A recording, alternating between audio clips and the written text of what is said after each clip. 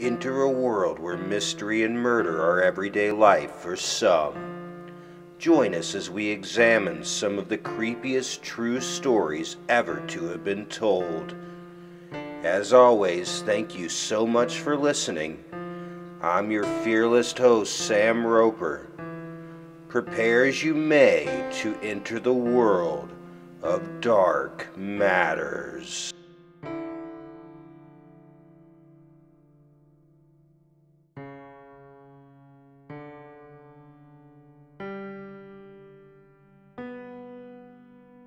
You keep your children safe for as long as you can, but when it's that time your child might want to leave the nest and venture off to college, some worry. Though you can't keep them safe on a daily basis, you feel comfortable they will be on the college campus, where they at least should be safe amongst their confines. As many of the other stories in Dark Matters, for Theresa Allure, this wouldn't be the case.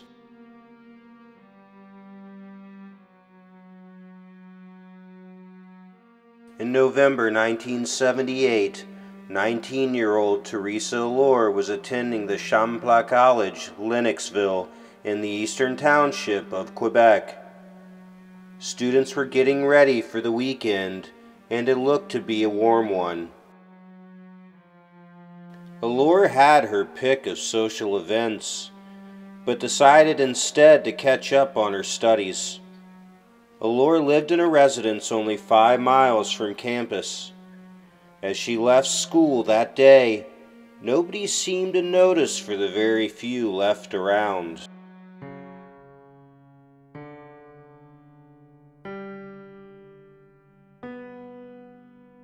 Usually Allure would take the bus. If the last bus was missed, perhaps she walked or hitched a ride. The last that was seen of her by her friends was when they were all making plans for the night earlier. Though Theresa was going home to study, she did promise 2 friends she would meet up with them at a party later. One girl of Allure's residence at the time had told a private investigator she saw Theresa Allure at her residence at 9 p.m., but Allure never showed up for that date with her 2 friends she had promised earlier.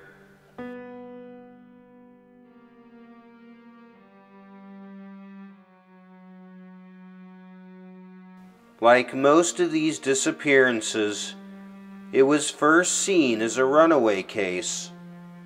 But when Theresa Allure's body was found April of 1979, investigators' idea of a runaway was squashed. By this time, her remains were out too long in the elements, and any evidence that would have been found in the 70s probably wouldn't be helpful, or at least highly unlikely.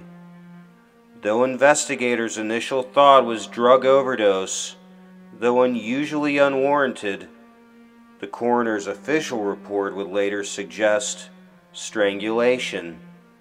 Due to a less than stellar investigation, things quickly fizzled and the case went cold.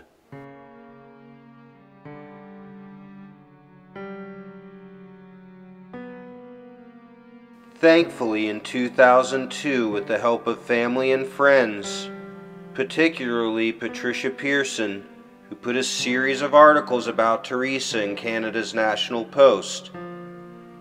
Both Pearson and the FBI consultant Kim Rosmo believe that Theresa Allure's death, plus the death of 2 other young girls, 10-year-old Manon Dubé in 78 and Louise Cameron in 77, Rosmo actually strongly suggested the police in Quebec look at these 3 murders together.